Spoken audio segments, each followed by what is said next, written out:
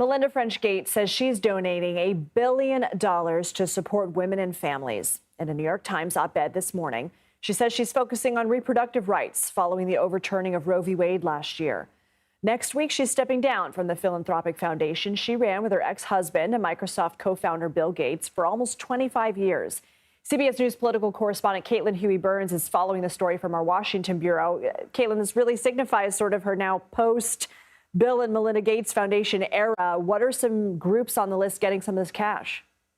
Yeah, Lindsay, good to see you. Well, she's stepping away from now what's going to be called the Gates Foundation, and she has already had her own group for philanthropy called Pivotal Ventures, and she's donating $1 billion to various charitable organizations that focus on women and women's rights, particularly. And in this New York Times op-ed, she said that since the fall of Roe v. Wade, she has a particular focus on women's rights here in the United States. The Gates Foundation has long been advocating for women's rights across the globe, but here is now kind of brought these concerns back home.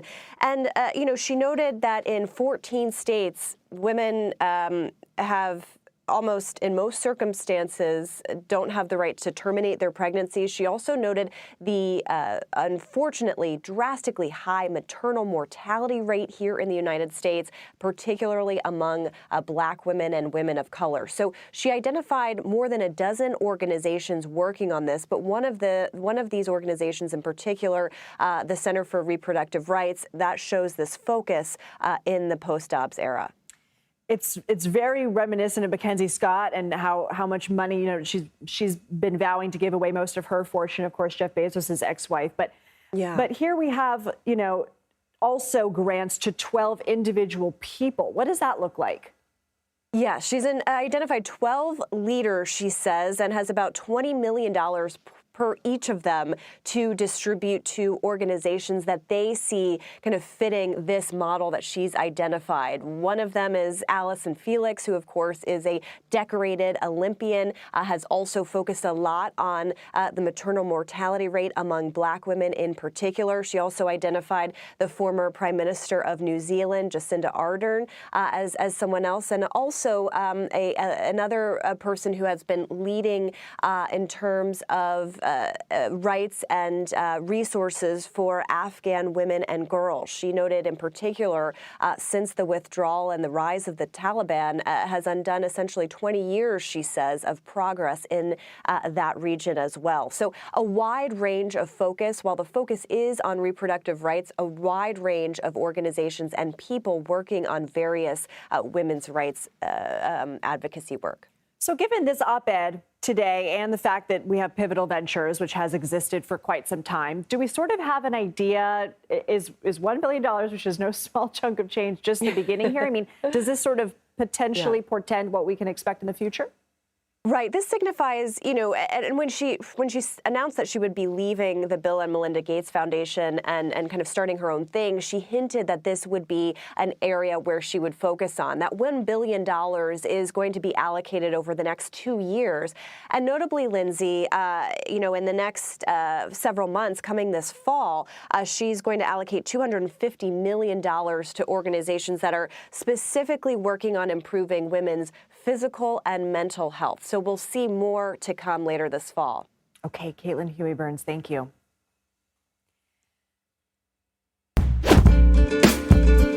One of the American tourists recently detained in Turks and Caicos for having ammunition in his luggage is very close to returning to the U.S. Tyler Wenrick from Virginia learned his sentence today, and there's just one thing he has to do before he can reunite with his family and loved ones. CBS News national correspondent Manuel Bojorquez is following the story for us. So what did the judge decide this morning? Well, in this case, for Tyler Wenrick, the judge decided there would be a $9,000 fine and 3 weeks imprisonment, but he will be credited for time served. He'd already been in jail there for 3 weeks after he was charged and as he was awaiting bond. So this is a little bit different in the granular details than the sentence that was handed down for Brian Hagerich last week, the man from Pennsylvania who had similar charges.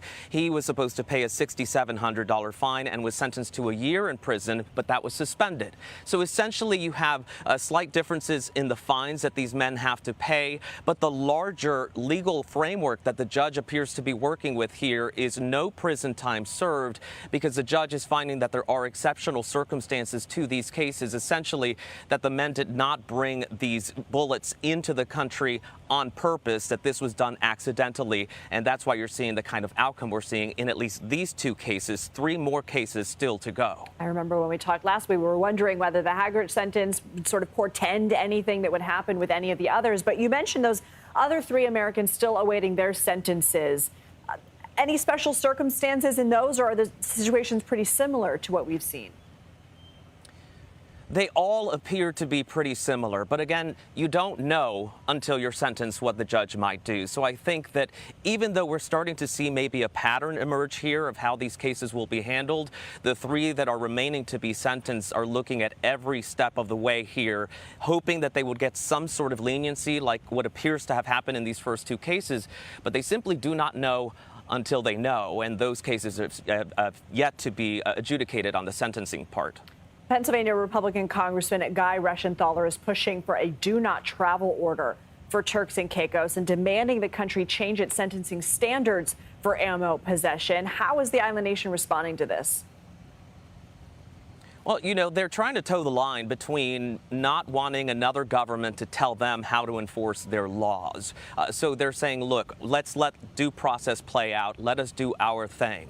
But also, there is no indication at this point that the State Department would issue a do not travel advisory for Turks and Caicos. You have to imagine those are the types of advisories that you have going on right now for Ukraine and Haiti.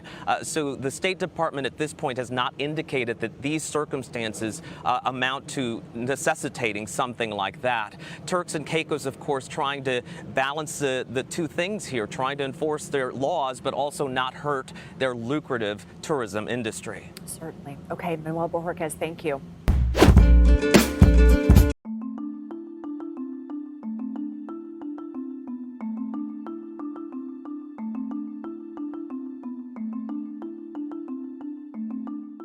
The recognition of Palestine is not against anyone, least of all Israel, a friendly nation that Spain values and holds in high regard and with whom we aim to foster the strongest possible relationship.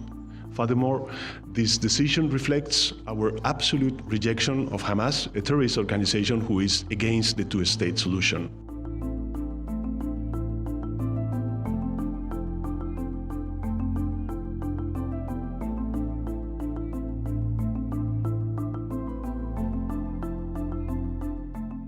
That we've taken the decision to recognize the state of Palestine together with Norway and Spain, and in the wider context of a regional peace initiative, is important. We refuse to accept that the only future for Palestinians is one of dispossession and occupation and displacement and brutality. We refuse to believe that the only future for the Israeli and Palestinian people is a future of hatred, conflict and death. We cannot accept that, and we will not accept that.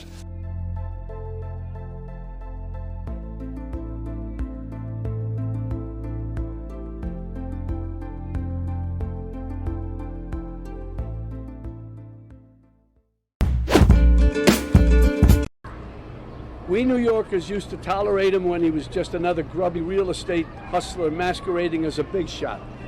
But this city is pretty accommodating. We make room for clowns, but not a person like Trump who will eventually run the country. That does not work, and we all know that. But around the country, people who didn't know him, as we did, started to support him. They bought into his bullshit. Trump bought their votes with outrageous lies and empty promises. Somehow, he even got self-styled patriots to support a man who called for terminating the Constitution, and on January 6th, rallied an angry mob to threaten democracy, leaving death and destruction in its wake. That's why I needed to be involved and wanted to be involved in the new Biden-Harris ad, because it shows the violence of Trump and reminds us that he'll use violence against anyone who stands in the way of his megalomania and greed. When Trump ran in 2016, it was like a joke. This buffoon running for president. No, never could happen. We'd forgotten the lessons of history that showed us other clowns who weren't taken seriously until they became vicious dictators. With Trump, we have a second chance, and no one is laughing now. This is the time to stop him by voting him out once and for all.